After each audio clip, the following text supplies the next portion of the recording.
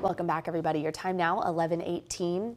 We know unhealthy diets contribute to hundreds of thousands of nutrition and obesity-related diseases and even deaths each year, according to national data. CDC data shows that here in Texas, the obesity rate is higher than the national average. It's part of why the Academy of Nutrition and Dietetics recognizes March as National Nutrition Month. The goal is to help people make informed choices about food and create better habits for eating and physical activity. Joining us today for some insight and a few tips is Lily Beasley, a registered dietitian with Teladoc Health. Lily, thanks so much for being here. Thank you for having me. Okay, we want to start with a closer look at what's in our food. Typically when people head to the grocery store or maybe go out to eat at a restaurant, are they getting the nutrients that they really need to keep their bodies healthy? Absolutely. I think we want to look at the difference between what we're getting at the grocery store versus what you're getting at a restaurant.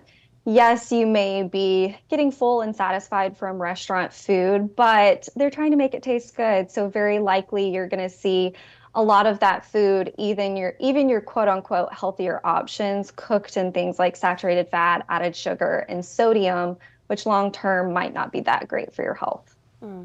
Okay, so what are some easy changes or things people might be able to swap? Maybe lessening a trip to the restaurant, cooking more at home, but what are some easy ways that people can get those healthy nutrients in their day-to-day?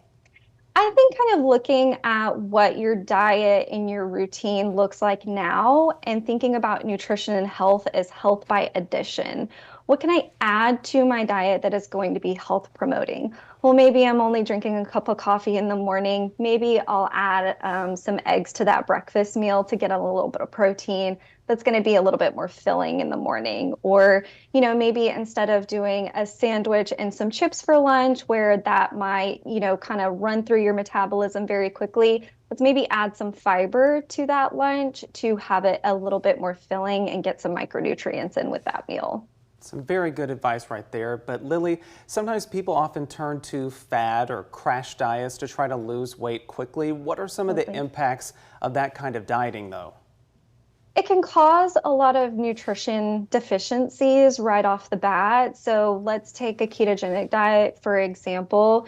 You might see some very quick results in blood sugar and weight from cutting out carbohydrates.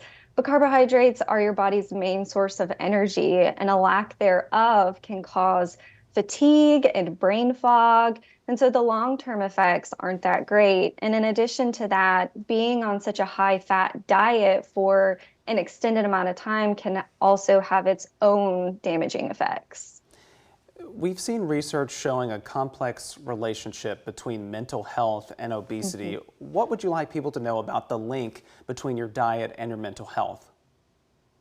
I would say that diet definitely plays a role in your mental health. A lot of that comes from gut health regulation and kind of going back to those nutrient deficiencies. If again, we are deficient or restricting heavily in certain areas, deficiencies can mimic certain signs of depression, anxiety, especially let's just say you're low in iron. That lethargy is going to lead you to not wanting to get around and moving your body as much, which can lead to further feelings of depression. And if we're lacking electrolytes, that might lead to more feelings of anxiety. So having a bit of balance, I know that sounds cliche, in your diet can actually give you a lot of good benefit. Not cliche at all, Lily. Great tips and good reminders, I think, for all of us as we maybe are looking ahead to our grocery trip for the next week. So Lily Beasley with Teladoc Health, thank you so much for your time and insight. Thank you. We do want to send